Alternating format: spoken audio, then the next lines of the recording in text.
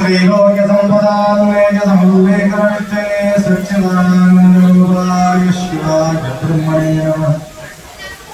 यां सर्वलोकानां प्रकृतिं शास्त्रपारगाः तां धर्मचारिणीं शम्भो प्रणमामि परमशिवम्। वागर्थविव सम्पृक्तो वागर्थ प्रतिपत्ते जगतपितरौ वंदे पार्वती परमेश्वर।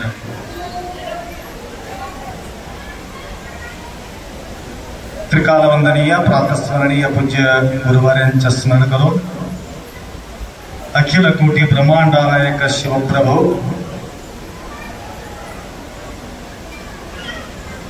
सुक्षेत्राधिपती मन्मथ माऊलीचा पावन सानिध्यात बराच वर्षापासून नामयज्ञ सोहळा या ठिकाणी आपण साजरी करत आहात। या अंतर्गत एक एक टप्पा काही काही भक्त या ठिकाणी येऊन सेवा करत आहेत। आज विशेष करून एक मासातील समारोप समारंभ कार्यक्रम आयोजित या ठिकाणी केलेले आहात।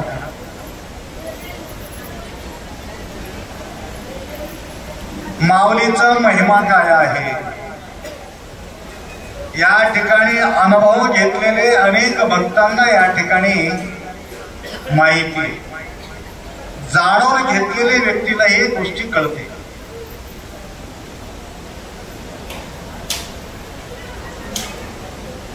जाणून घेण्यासाठी ज्यांचा पवित्र हृदय आहे, निष्कलंक स्वभाव आहे, अशा व्यक्तींना माऊलीचा अनुभव होतो। कारण माऊली सारखा होऊन या ठिकाणी सेवा केलं तरच त्यांच्या कृपा आम्हाला लाभते 100%। तसं 10%, 5% तुम्हाला मिळणार आहे, परंतु 100% त्यांचा अनुभव करून घ्यायचा असेल, अनुभूती तुमच्या जीवनात व्हायचा असेल तर त्या प्रकारे माऊली सारखं आपण होऊन या ठिकाणी त्यांच्या सेवा करावा। यांच्या काय महिमा आहे आम्ही स्वतः अनुभव घेतलेले आहे। या ठिकाणी बराच वर्षापासून आम्ही बी एक मास श्रावण मासातील या ठिकाणी आमचेही अनुष्ठान चालू आहे। काय अनुभव आहे? मन्मथ स्वामीला दर्शनासाठी सर्व भक्तांचा धावा कपिलाधार सुक्षेत्राच्या ठिकाणी तुमचा सर्वांचा धावपळ आहे. कशा करतात? मन्मथ माऊलीचा दर्शनासाठी तुमचा धावपळ आहे. आम्ही येऊन त्या मन्मथ स्वामीला भेटतो, तुमच्या मनोकामना पूर्ण करण्यासाठी त्यांच्या समोर प्रार्थना करतो. परंतु आम्ही अनुभव घेतलं, तुम्हाला सांगतो काय अनुभव घेतलं. खुद्द मन्मथ स्वामी आम्हाला स्वतः होऊन आम्हाला बोलवितात. हे आनंदाचं गोष्ट. कसं बोलतात? वाघमारे सरला पाठवून देतात. बोलणारा महाराजाला बोलणारा म्हणून वाघमारे सरला पाठवून देतात. तसं कोणी तुम्हाला बोलायला आले का? मन्मथ स्वामी या म्हणले त्या म्हणले म्हणून. परंतु मी भाग्यशाली आहे, मन्मथ स्वामीला आम्हाला बोलवितात. आलं का लक्षात? त्याकरता हे प्रसन्नता कुठून निर्माण होणार आहे? हे भाव जागृत कुठं होणार आहे? उगा सहज कोणी बोलत नाही. अटॅचमेंट असल्याशिवाय, त्या ठिकाणी तुमचा पवित्र भाव असल्याशिवाय त्या ठिकाणी तुमचा ध्यास लागत नाही. म्हणून प्रतिवर्ष या ठिकाणी माऊलीचा सानिध्यात सेवा करून घेण्यासाठी स्वतः माऊली आम्हाला बोलून घेतात आणि तुमचा कार्यक्रम व्यवस्थित पार पडतो. आता असं होतं, सप्ताह कधी सुरुवात होते, सप्ताह कधी सुरुवात होते म्हणून एक ध्यास राहते माय गावाकडे असताना. आता झाला श्रावण मास येतं आणि कधी सुरुवात होते, कधी सुरुवात होते, कधी सुरुवात होते म्हणून इकडे तुमचं धावपळ असते. आजच्या दिवशी कधी संपून जाते, कधी संपून जाते, कधी संपून जाते म्हणून इथं कोणीच नव्हते. बोलावं लागलं, या या या महाराज आले, या या. इंतजार करण्यासाठी सुद्धा आपल्याजवळ आखरीचा दिवस आपल्याजवळ वेळ नाही. पळापळी पळापळी.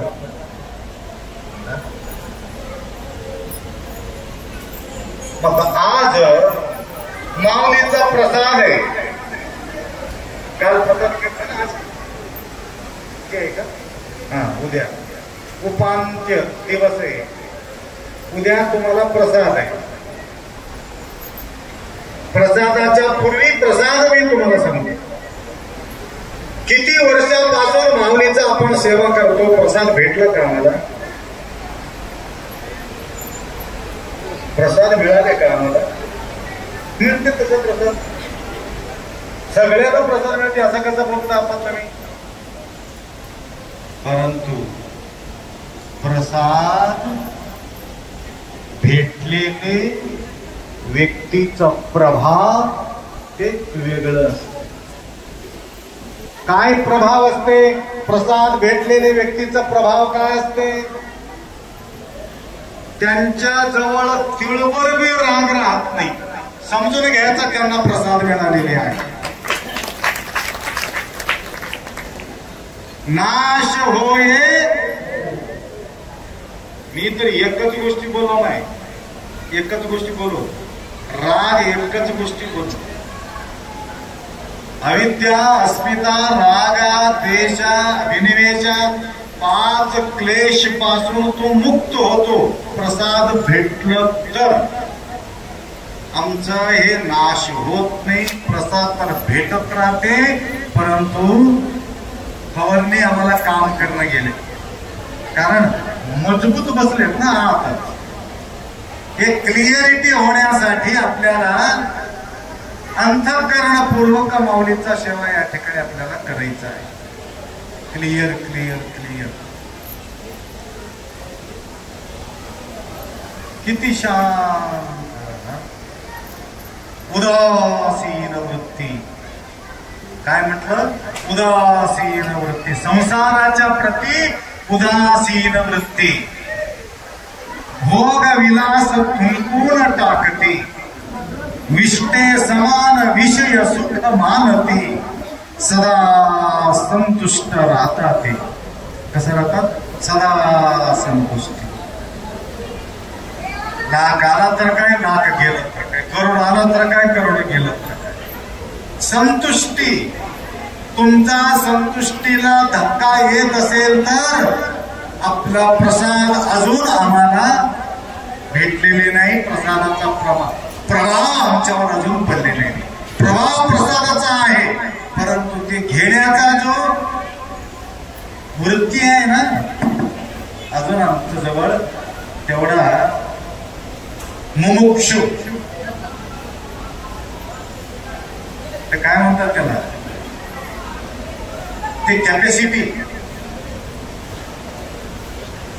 पात्रता, मराठीमध्ये पात्रता. प्रसाद घेण्यासाठी पात्रता पाहिजे.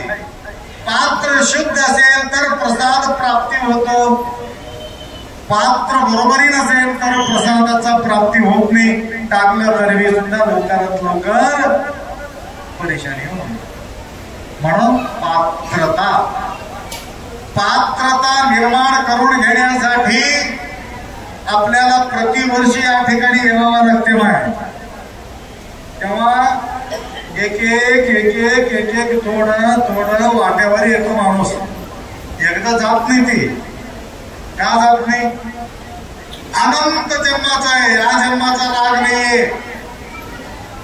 देश या जन्माचा नाही, अनंत जन्माचा आहे.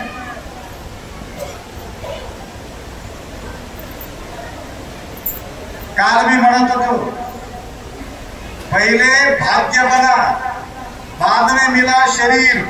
पहिला भाग्य बनते, नंतर मिळते शरीर. शरीर मिळविण्यासाठी भाग्य बनून घ्यावा लागते. भाग्य हमारा हात में, भगवान हमारा साथ में. भाग्य देणारा देव नाही, भाग्य बनविणारा तुम्हीच आहे, तुमच्या हातात आहे. पुढचा जन्म माणसाच्या पाहिजे किंवा दुसरा जन्मात जायला पाहिजे, हे देवाच्या हातात नाही. कोणाच्या हातात आहे? मनमस्वामीच्या हातात नाही, हे तुमच्या हातात आहे. इसलिए पहिला भाग्य बनता है, पहला कर्म बनता है, भाग्य बनता है. बाद में आपको शरीर मिलता है. बाद में मिला शरीर. चिंता क्यों करे? कबीरा कहे चिंता क्यों करे? निरंतर स्मरण करे शंभो शिव का. म्हणून शिवाचं स्मरण करत राहणे आपोआप भाग्य बनत जाते. म्हणून अनंत जन्मापासून यात्रा करून करून आलो. त्या यात्रेमध्ये एक क्लेश भरलेले आहे, अरिषड वर्ग भरलेले आहे. याच्या नासाडी होण्यासाठी निरंतर 1 वर्ष प्रसाद घेतलो, 2 वर्ष प्रसाद घेतलो, 3 वर्ष प्रसाद घेतलो, आखरी मरेपर्यंत घेतलो. सुधारणा होत नसेल तर पुढच्या जन्मात का होईना, परंतु तुम्हाला प्रसाद 100% तुम्हाला मिळणार आहे. कशा करता? या जन्मात तुम्ही प्रसाद घेतात म्हणून. लक्षात आलं का? या जन्मात प्रसाद मिळाले म्हणून हे दुसरं जन्म तुम्हाला मिळालेले आहे. अफगाणिस्तान मध्ये मरुळ शंकर देव म्हणून होते. 12 वर्ष पत्रोळीच्या खाली, तुमचे जे पत्रोळी पडलेत ना, जेवलेले पत्रोळी, त्याच्या खाली दबून होता 12 वर्ष. कोणाला पत्ता नव्हते. शरणांचा, संतांचा, महान महान शिवयोगीचा पत्रोळीमध्ये तर त्याला खायला मिळत नव्हतं, परंतु जो पात्र धुता वेळेस त्याला थोडासा खायला मिळत होते. याचा अर्थ पत्रोळीवर एक कणभर सुद्धा लोक सोडत नव्हते त्या काळातले. आता मी बोललो तंदूरच्या मठामध्ये तिकडं बरेचसे खाली माडीवर, खाली थाली नाही, अर्धा अर्धा भरलेले खाली तसंच सोडून जायचं. आणि इतका फर्स्ट क्लास प्रसाद तो करतो, एक कण सुद्धा सोडू वाटत नाही, एवढा मिठास प्रसाद त्या ठिकाणी ते करतात. तरी सुद्धा लोक आपल्या वीरशैव लोकांना काय झाले काय नाही, प्रसादाचा महिमाच या लोकांना माहिती नाही. लिंग असलेले लोक सुद्धा प्रसाद सोडणे तालीवर म्हटलं तर लिंग नसलेले ते मूर्ख आहे, त्याला काही कळणार ते गोष्ट वेगळी. आपल्या गळ्यात लिंग असून लिंगाला अर्पित करून तुम्ही प्रसाद बाजूला ठेवता म्हटलं तर काय म्हणावे तुम्हाला, ऐसा कैसे मूढ झाला. तुम्ही लिंग प्रसाद घेणारे आहात म्हणून प्रसादाला अवहेळन करू नका. घेणारे भरपूर भरून भरून ठेवणारे, पंक्तीला काही कमी नाही. आपा बरोबर लिंगप्पा, ठीक आहे, बरोबर लिंगप्पा. देणाऱ्याचं काही कमी नाही, करणाऱ्याचं बी कमी नाही, खाणाऱ्याचं कमी नाही, लुस्कान करणाऱ्याचं बी काही कमी नाही, नासाडी करणारे. म्हणून हे प्रसादाचा महिमा आहे. म्हणून हे प्रसाद खराब कधी होते माहितीये का? प्रसाद खराब कधी होते माहितीये? ज्यावेळे घाण असेल तर प्रसाद खराब होते. तसं गुरुप्रसाद तुमच्या कानात पडायचा असलं तरी आत घाण असेल तर तेही सुद्धा प्रसाद तुम्हाला प्राप्ती होत नाही. म्हणून तुम्हाला बोलत होतो त्या ठिकाणी 12 वर्ष दबून होते. कारण आज काही काही माता गावाला जातात म्हणून आज थोडं जास्त या ठिकाणी 2 शब्द बोलू लागलो. आला का लक्षात? आता काय काही जाणारे, उद्या जाणारे, काही काही आज जाणारे, काही काही. तर जाता जाता 2 गोष्टी ऐकून जावं. त्या मरुड शंकर देवा अफगाणिस्तानहून आला होता. अफगाणिस्तानमध्ये त्यांना विचारले, एवढा प्रसादाचा महिमा तुम्हाला कसा कळाला? कशा करता बसव कल्याण नगराला तुम्ही आला? त्यावेळी पूर्वजन्माचा कथा सांगतो. एक शिवभक्ताच्या घरी एक पुत्र होत. शिवभक्ताच्या घरी पुत्र होत. डेली लिंगार्पित झाल्यानंतर ते पुत्र तिथं मालकाजवळ बसत होते प्रसाद घेताना. ते लिंगार्पित झालेले प्रसाद ते सोबत पुत्र बी खात होते. थोडं ते बी चाकून खात होते, ठेवत नव्हतं ते. ते प्रसाद खाल्लेले महिमान या जन्मात ते मनुष्य होऊन शरणांच्या पोटी तो जन्म घेतला आणि बसव कल्याण नगरामध्ये येऊन वास्तव्य केला. प्रसादाचा महिमा, गुरु प्रसादाची थोरी महिमा असे श्रेष्ठ भारी घेताची स्वामीच्या नाश होय शबरी पूजा. ज्या दिवशी आम्हाला काम, क्रोध, लोभ, मोह, मदा, मत्सर, डंब, अहंकार हे षड वर्ग ज्यावेळी आपला निरसन होता त्यावेळे मन्मथ स्वामी सारखा आम्ही होतो, आम्हाला मुक्ती मिळते. नाहीतर हे सगळं डोक्यात घेऊन हिंडलं तर आम्हाला कधीही मुक्ती मिळत नाही. असा अनंत जन्म आम्हाला घ्यावा लागते. हे जन्म सार्थक करून घेण्यासाठी आम्ही आलो. तर टेस्टिंग आहे बघा या ठिकाणी. टेस्ट, तुमचं टेस्ट होते.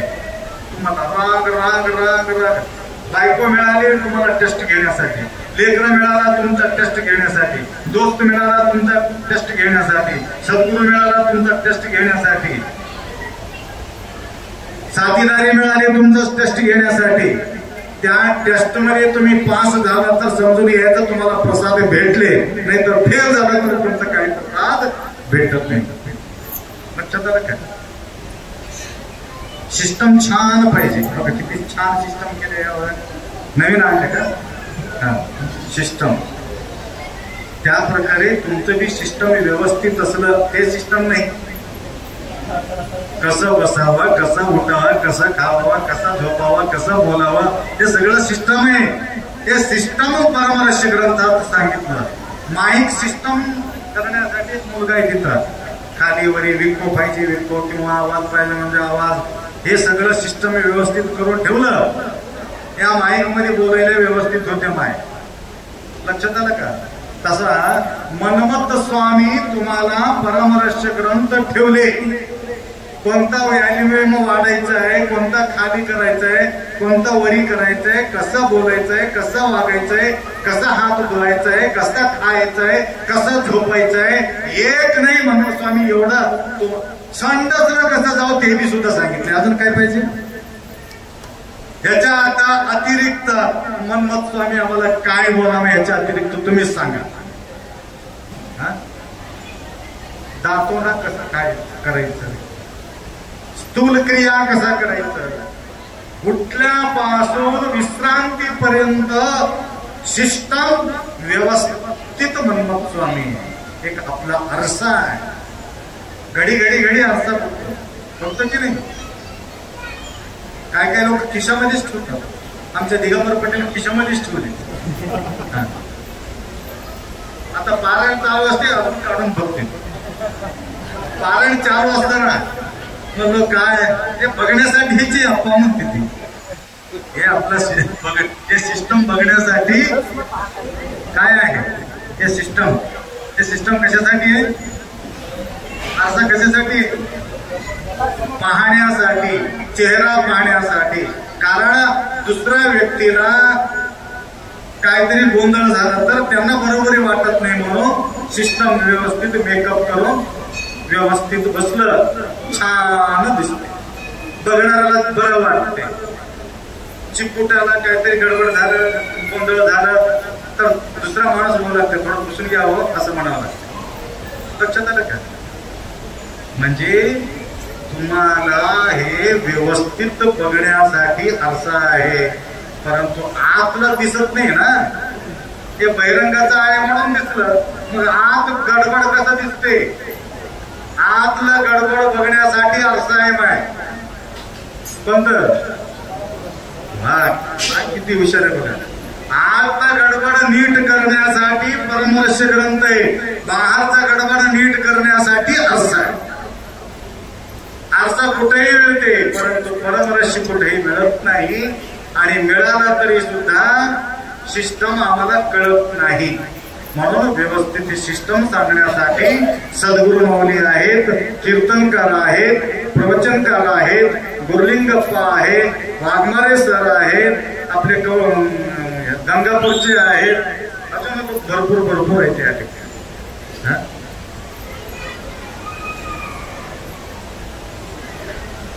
खालीवरी झालं तर म्हणजे व्यवस्थित सिस्टमॅटिक व्यवस्थित असेल तर भजन व्यवस्थित होते. सिस्टमॅटिक भोजन मध्ये मीठ मिरचू व्यवस्थित, भजन बी जसं तुमचा सिस्टम व्यवस्थित असलं तर भजन होते, आणि करणाऱ्यांचा सिस्टम व्यवस्थित असलं तर भोजन होते. या ठिकाणी आपला गडबड सुद्धा सिस्टमॅटिक केलं तर आमचं जीवन सुद्धा व्यवस्थित होते. असा सांगण्यासाठी माऊली आपल्या जीवन संपूर्ण आपल्या समाजासाठी अर्पित करून एकांत या डोंगरामध्ये येऊन एक ग्रंथ त्यांनी रचना केलेले आहे. आम्ही भाग्यशाली आहोत. त्यांच्या सानिध्यात बसून तुम्हाला पारायण करण्याचा संधी मिळते म्हटलं तर तुमचे एवढं भाग्यवान दुसरा कोणीच होत नाही.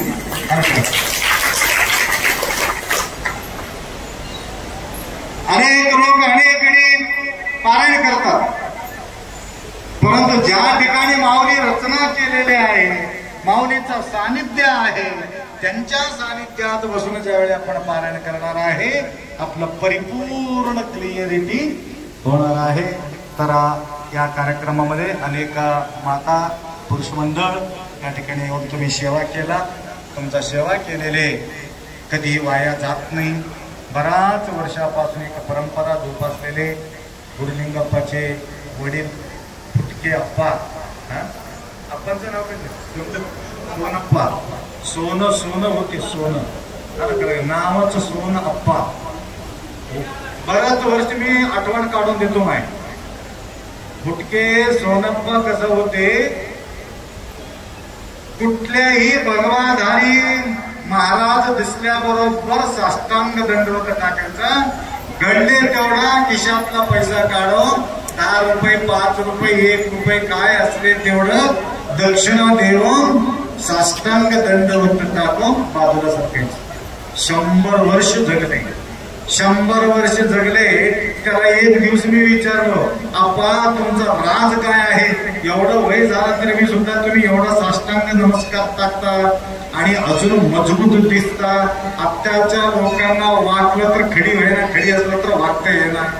अशा परिस्थितीमध्ये तुमचं एवढं सुटीत शरीर कसं काय. त्यावेळी त्यांनी सांगितलं, दरवर्षी बोलतो, आठवण आहे की नाही तुम्हाला, त्यांनी सांगितलं, आप्पा माझं जवळ एक राज आहे. काय राज आहे तुमचं?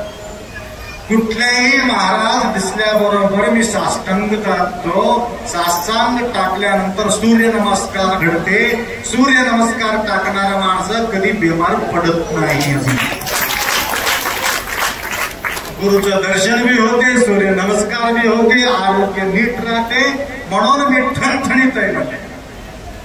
तर आप्पांचं आठवण अजून बी आम्हाला लक्षात आहे आणि त्यांच्या दृश्य आमच्या समोर येते.